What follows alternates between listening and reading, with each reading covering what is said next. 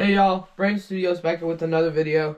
Today we are going to be going in depth on the Vietnam gear used in the Vietnam conflict, the US, and some South Korean. So I'm going to be getting all the information off of VietnamGear.com. Thanks to them. Well, they're not sponsoring, but I'm glad I'm able to use this resource to look up all the gear.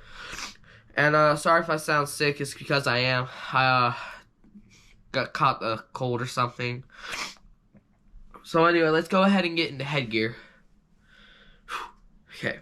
So I'm gonna be talking a lot through this, so just bear with me, please. I'm not gonna be going through everything, but I'm gonna be going through a lot. So be prepared, sit down, get comfy. So let's start. Alrighty guys, so we're going to start off with the M1 helmet. First produced in 1951, the post-World War II design M1 helmet was standard issue for U.S. soldiers and Marines throughout the Vietnam War. Made from Hatfield magnesium steel, it featured rolled edging and coated in an olive green paint that contained silica sand. The helmet was equipped with two hinged loops for attaching two-piece webbing chin strap, which fastened with a ball hook closure. The parachute's chin strap differed slightly from the infantry version, having a snap fastener to attach to it. The helmet liner troops in Vietnam often kept the strap out of the way by fastening it across the back of the helmet or by tucking it into the helmet band. Worn with the infantry or the parachutist, the M1 helmet weighed approximately 3.16 pounds and protected the wearer from shrapnel and glancing bullet blows, but did not stop direct hits. So, there's what the M1 helmet looks like, the post-World War II design.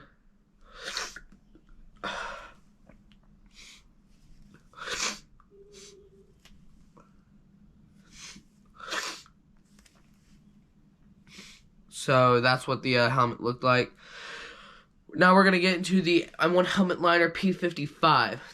Hold on.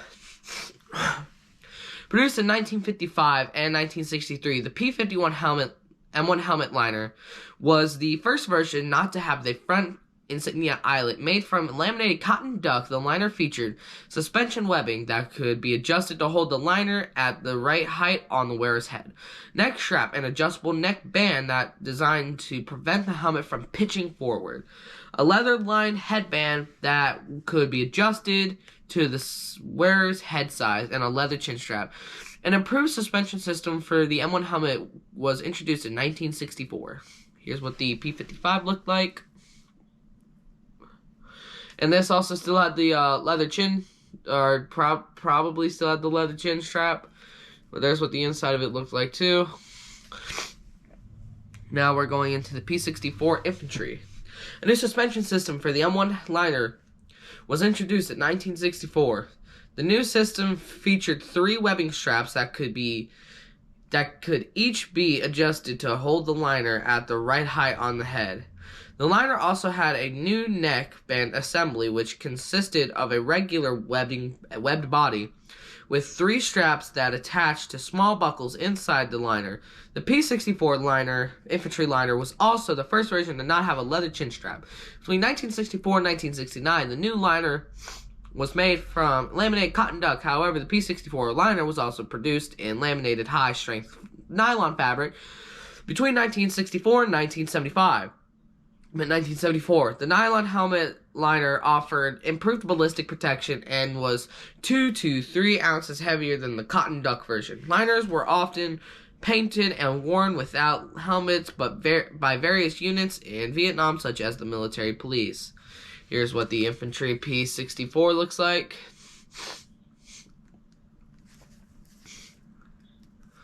Now I'm going to do a brief on the parachutist.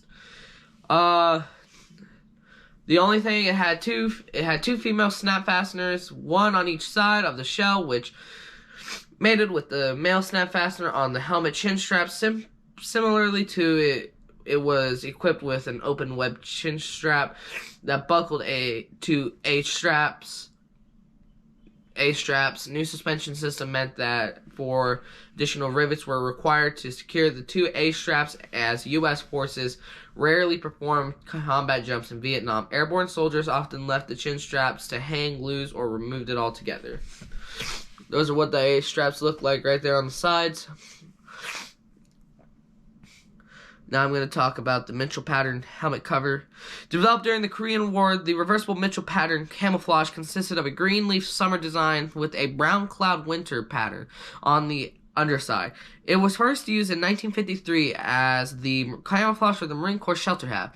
The Mitchell pattern helmet cover was introduced in 1959 and was used by the Marines and the Army troops. Throughout the Vietnam War, the helmet cover featured buttonholes for attaching foliage, and earlier versions had a shallow cut flap, which necessitated an additional slot for the helmet strap. Here's what it looks like, the summer and the winter version. So that's that. Next thing is the ERDL. Cotton Duck ERDL camouflage cover, which replaced the reversible Mitchell pattern version, was produced in limited quantities as early as 1967, but was not standardized until 1971 of December. It saw very little use in Vietnam through submarines wore ERDL helmet covers when they returned to protect the U.S. embassies in Saigon in 1975. There's what that looked like. Last thing, the M1 helmet riot mask. These box face shields attached to the M1 helmet and were used at the Kent State University riot and other demonstrations. That's all we have on it. There's a photo of it, by the way. Non-box photo. This one doesn't have it. Now we're going to talk about the gas masks. I'm going to get into the M17, M17A1, and the M25A1. The M17 protective gas mask. A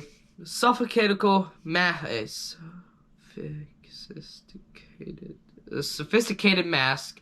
The M17 featured dual internal filters that provided protection against a broad range of chemical agents. In Vietnam, troops commonly wore it to protect against the gas used in flushing enemy troops out of tunnels and bunkers. It was also used when doing body counts to block out the putrid smell from rotting corpses.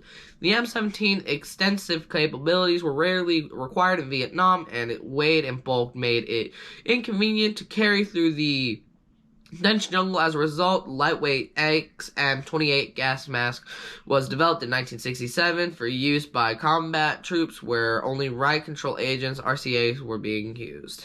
That's what the bag and the gas mask looks like. I'm actually only going to do the M17A1, 2. I'm not going to get into the others. The second version of the M17 featured a drinking straw on the chin and were developed for NBC warfare. That's what that looked like. Looks a little different. Alrighty. I'm going to do... that's all I want to do for this one. So... now we're going to move on to the uniforms. Alrighty guys, so the next thing, the Tropical Combat Jacket. Natick Labs designed the Tropical Combat Jacket and trousers in 1962 following the request of the Army Material Command for a specialized uniform for Special Forces personnel. In Vietnam, a single-breasted jacket was made from 5.5 ounces, wind-resistant cotton poplin in OG-107 and featured 2 slanted chest cargo pockets and 2 lower cargo pockets. The design also boasted epaulets, waist take-in tabs, pen pockets behind both chest cargo pockets, and an inner gas flap that was designed to prevent chemical agents leaking through in the front button closure. The Tropical Combat Jacket uniform was ideally suited for Vietnam because it was both lightweight and quick drying. But the exposed pocket buttons had a tendency to get snagged in the jungle. Mine actually, this OG-107 jacket I have right here, it has one exposed button and does not have the 2 lower flaps. So it has one two cargo pockets both have one exposed button. So there's what the original one would have looked like. As you can see. The next one, the Tropical Combat Jacket second pattern. The specification of the Tropical Combat Coat was amended in January of 1965. The new design concealed the buttons of all four cargo pockets behind flaps, which successfully elevated the snagging problem that affected the original model.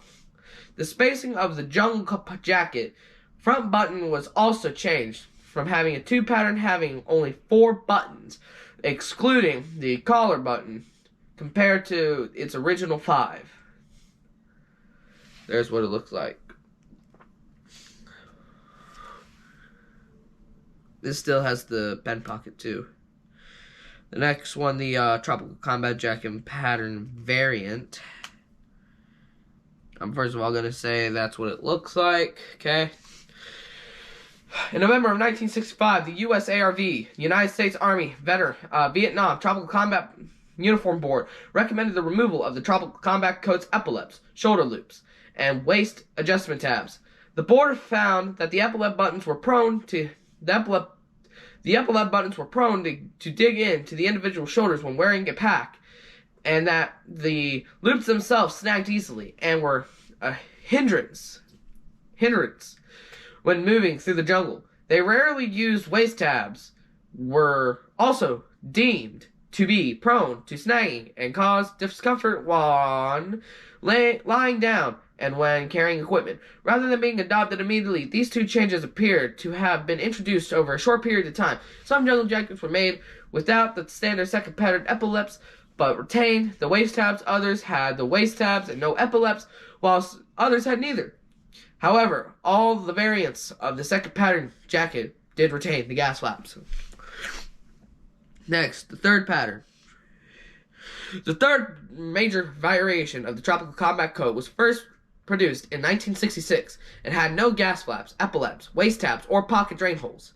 It was the first jungle jacket to have a back yoke and was made in both OG-107 and ERDL camouflage. Like all prior models, it made from a wind-resistant cotton poplin and had pen pockets in both chest cargo pockets. So there's that. Okay. And I'm not gonna read the ERDL, but I'm just gonna show you what the ERDL looks like. That's what it looks like, the third pattern ERDL. Okay, now we got the Tropical Combat Jacket fourth pattern. The fourth pattern Tropical Combat Coat was the first to be made from ripstop cotton poplin. Like the third model jungle jacket, it had a back yoke and was produced in both OG-107 and ERDL camouflage. However, the new design had no hanger loops. Only one pen pocket located behind the left chest cargo pocket, and pocket drain holes removed from the third pattern jacket were reintroduced. That is what these looked like, okay? I don't think mine have the drain holes, so I don't know. Third pattern. I'll show you what the fourth pattern looks like real quick, because I gotta be time consuming on this.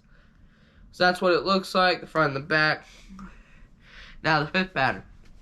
Okay, the fifth version of the Tropical Combat Coat did away with the sleeve gussets and had been a feature of all prior models, like the fourth pattern jungle jacket. It had only one pen pocket and was made from a ripstop cotton poplin. It was produced in both OG-107 and ERDL camouflage. That's what that looked like. I should have more models to show y'all in the future, because when I go to my Army Navy store next, after I pay off some people, I will be buying some Vietnam stuff. This is what the mosquito resistant one looked like. It was uncomfortable to wear inconsistently. It was not adopted though. So I'll be right back and we'll talk about the trousers. Alright, Nactic Labs designed the Tropical Combat Jacket and trousers in 1962, following the request of the Army Materials Command for a specialized uniform for the Special Forces personnel. This is pretty much the exact same spiel, but the only difference is two bellow-type cargo pockets that contain leg ties. The left thigh cargo pocket also contained a smaller inner pocket that was originally designed to hold a survival kit. The trousers were also boasted a gas flap behind the button fly leg bottom drawstring and a waistband button tab that allowed the waist to be adjusted by 2 inches. And this was ideally suited. That's what it looked like right there. Okay. And there's the other things. I don't know if y'all can see that or not there. There's what those look like too.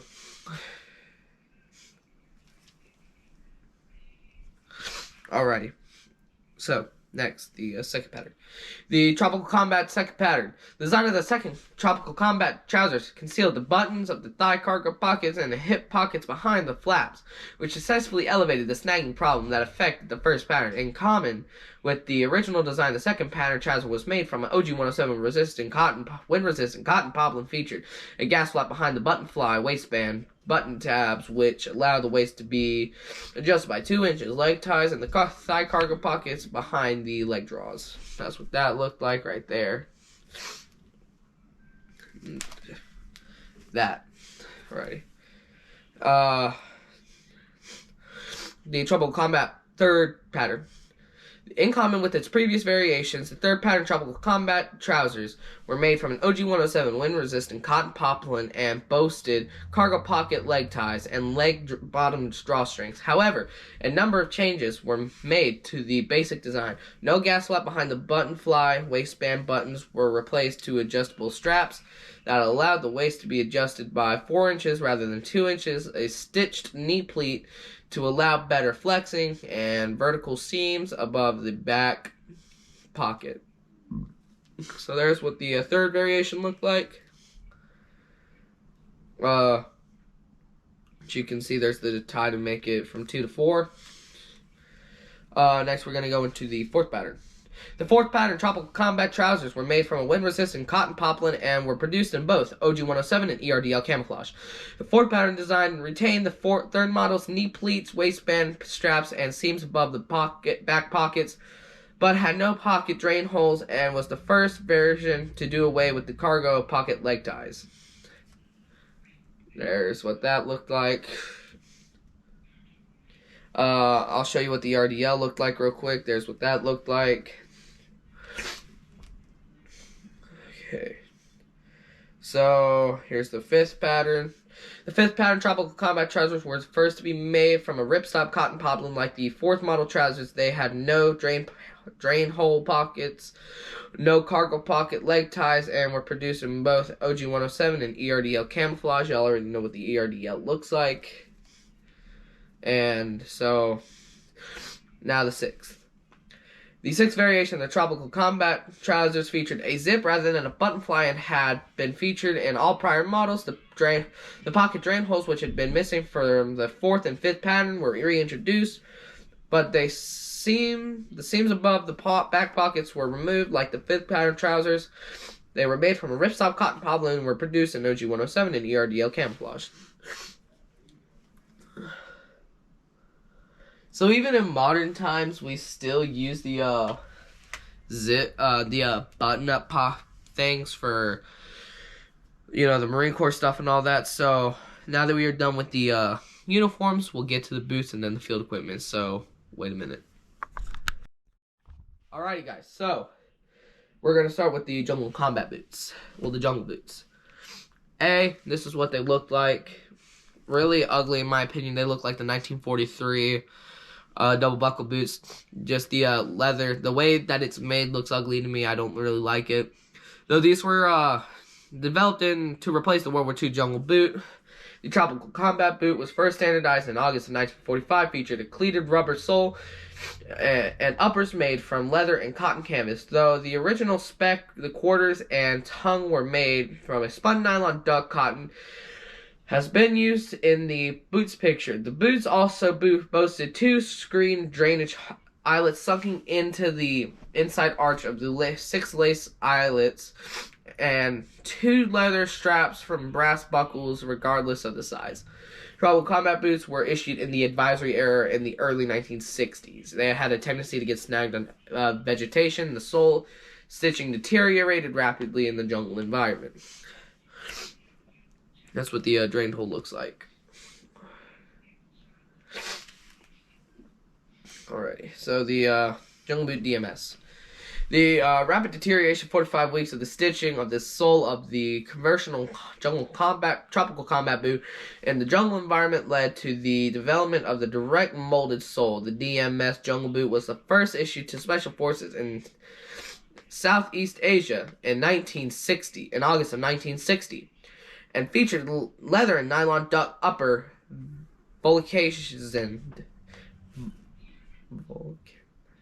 vulcanized directly on the Vibram pattern outsoles, which had originally been designed for mountaineering.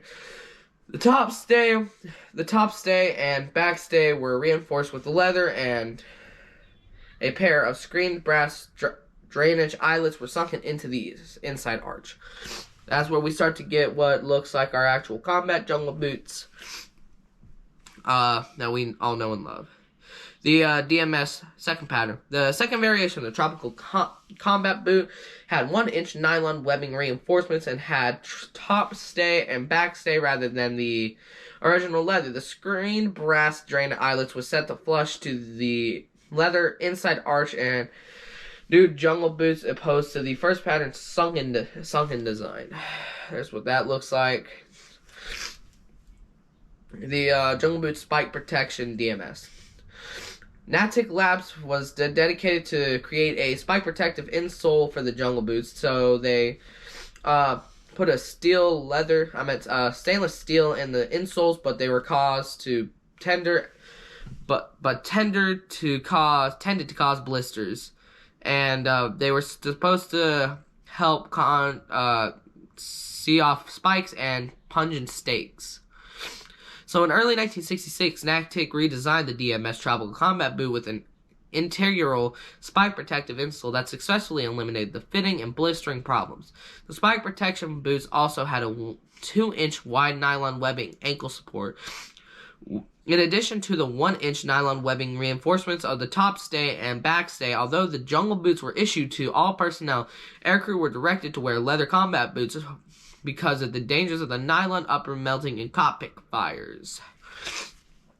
That's what those look like, and the last one is just like that, just with the Panama. So that's what the Panama looks like. I'll give a brief overview on this real quick. So in 1968, the variation, the Tropical Combat Boot retained the integral spike-resistant steel insole of its predecessor, but featured mud-shedding Panama outsole rather than the traditional Vibram design.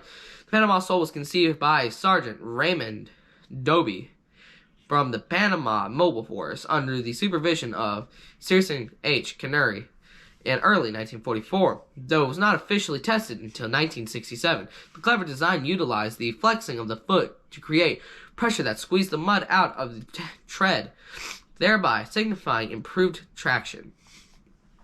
So that's what's it with the boots. So let's get into the equipment. So we're first going to start off with the M1956 load carrying equipment. So the M1956 pistol belt, the individual equipment belt. In 1956, the M1956 pistol belt was made from a 2 1/4 inch wide cotton webbing, dyed olive drab, shade number 7.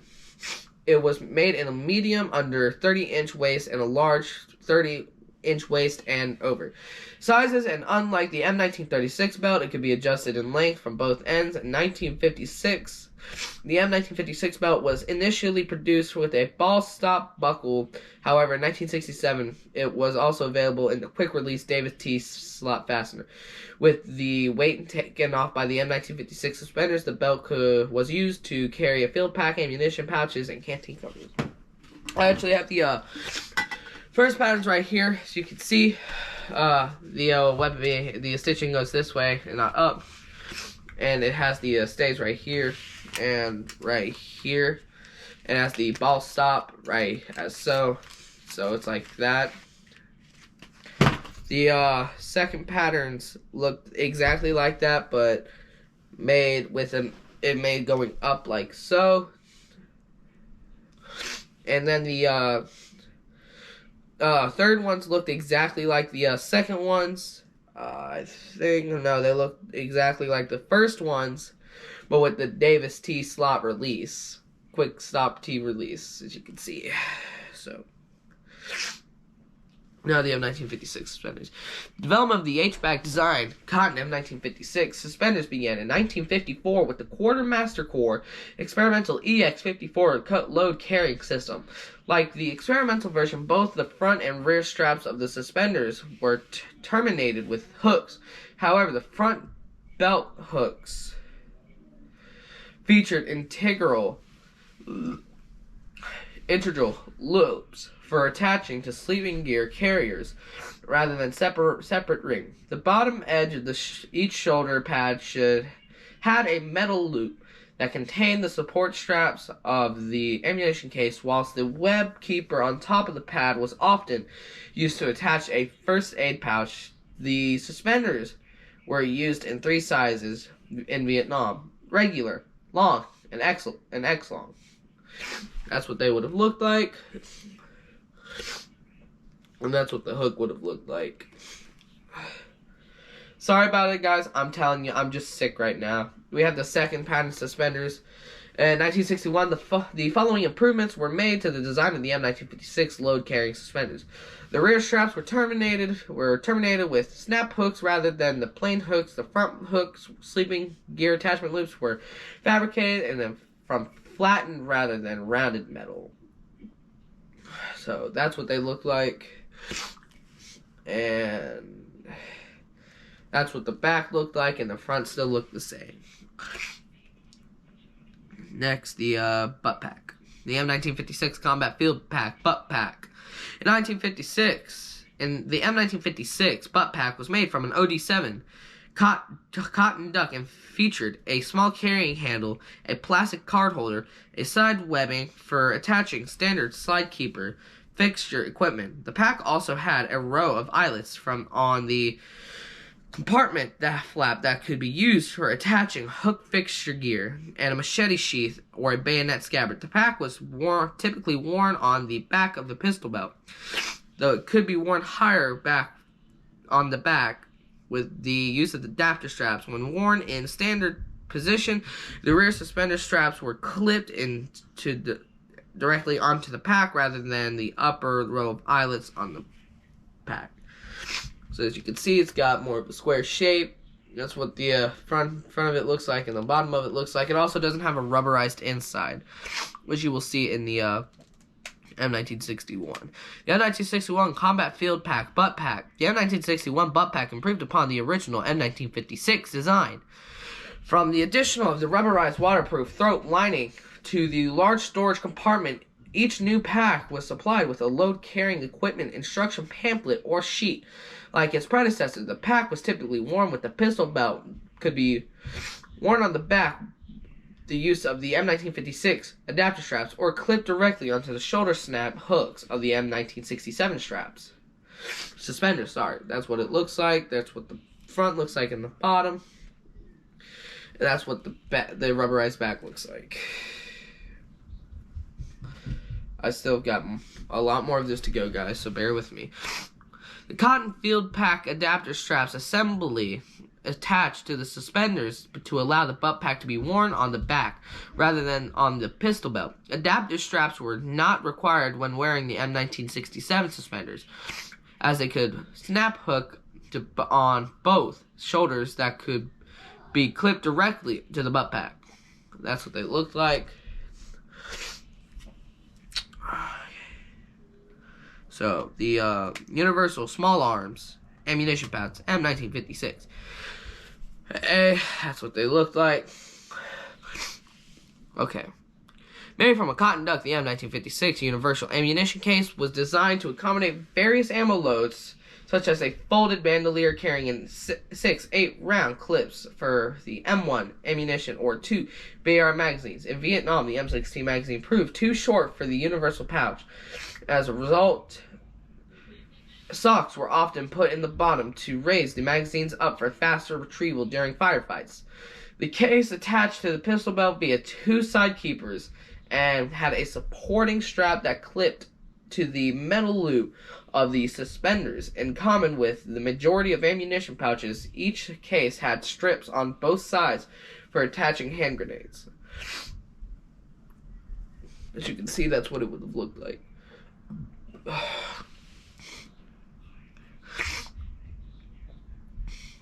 Okay, the Universal Small Arms Pouch, second pattern, M1956.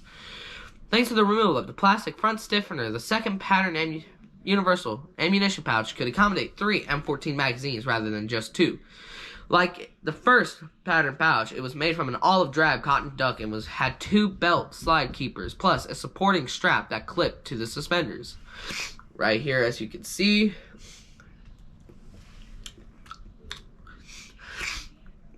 Next, we're going to go on to the 20-round M16A1 magazine pouch M56. The cotton M16A1 ammunition case was shorter than the universal pouch that was capable of accommodating 4 20-round magazines for the M16 rifle. The pouch attached to the pistol belt via 2 slide keepers and had a supporting strap that clipped onto the metal loop of the suspenders. In common with the majority of ammunition cases, it had strips on both sides for attaching hand grenades. As you can see, I call these smalls. I'm sorry, guys. My nose is starting to get blocked out, so I'm trying to speed this. The Camus M1956 pouch was used for carrying either a field dressing or a Lancet compass, and had a single slide keeper on the back of was used to attach either the pistol belt or the web keeper on top of the padded portion of the suspenders. The first pattern pouch was little changed from the experimental EX54 version that was the main body and no edging and no drain hole. That is what it looked like right there. Okay. Next is the second pattern. The M1956 first aid / compass case, second pattern. The second pattern of the cotton M1956 pouch improved upon the original design with the addition of a drain hole and stitch edging around the storage compartment. Like its predecessor, it had a single slide keeper on the back that was used to attach either the pistol belt or the web keeper on top of the padded portion of the suspenders. That is what it looks like right there. Alrighty. Next is the 1-quart canteen cover. The M1956 1-quart canteen cover. The cotton M56 cover had a felt lining and was designed to carry the 1-quart canteen and cup. It attached the pistol belt via a pair of slide keepers. It was closed to snap fasteners in the Vietnam. The covers were also used as pouches to carry spare magazines by SOG, Recon Men and Infantry LRRP / Ranger units. That's what it looked like right there. Okay, so next is the M1956 entrenching tool cover. The M1956 entrenching tool cover carrier was made from an olive drab OD7 cotton duck and could accommodate either the M1943 shovel or the M1951 combination entrenching tool. As with the M1943 third pattern cover, the flaps were closed with a snap fastener and carrier side whenever reinforced with 8 rivets. However, the M1956 shovel carrier also featured a bayonet hanger on the front and side keepers on the rear. That is what it looked like right there. Okay, the M1956 sleeping bag carrier. The sleeping bag carrier straps assembly was from the olive drab OD7 cotton webbing and was allowed the sleeping bag to be carried on the M1956 suspenders. A strap pressed over each of the wearer's shoulders through the web keeper on the suspenders shoulder pad. In order to stop the bag swaying about, 2 adjustable tie-down straps were provided which passed around the side of the wearer and attached to the front loops of the suspenders, front back hook. Though the M1949 sleeping bag was used in Vietnam, U.S. infantrymen often used the poncho liner in a combination with the poncho to create a lightweight sleeping bag. This hybrid sleeping equipment was equally well suited to the carrying straps. That is what they look like right there. Alright, the last thing on this, the universal load carrying sling. The universal load sling was used to carry ammunition, crew-served weapons, or for general carrying purposes. The strap had a snap hook at one end, and its length could be adjusted by slings, could be used in pairs depending on the weight of the load. That is what that looks like. Alrighty, so that is the end of the field gear. I'm not going to get into the M67s today. I will do a video on that later explaining how to properly set this up and all of that. So, yeah, let's get to the outro of this because I'm really sick and done with today. Hey guys, Brave Studios. So, thank you so much for watching today's video. I understand that today is I was sick, so I'm really tired and don't really want to film, but I decided to put some time away to film for y'all. If y'all can see, my eyes are like I'm literally about to fall asleep right now. I'm that tired. So I will talk to y'all tomorrow. I'm extremely tired and really wanted to get to bed, and I really probably should take some medicine, though I'm probably not going to until tomorrow. So I will talk to y'all tomorrow. Hope y'all have a great day, and goodbye.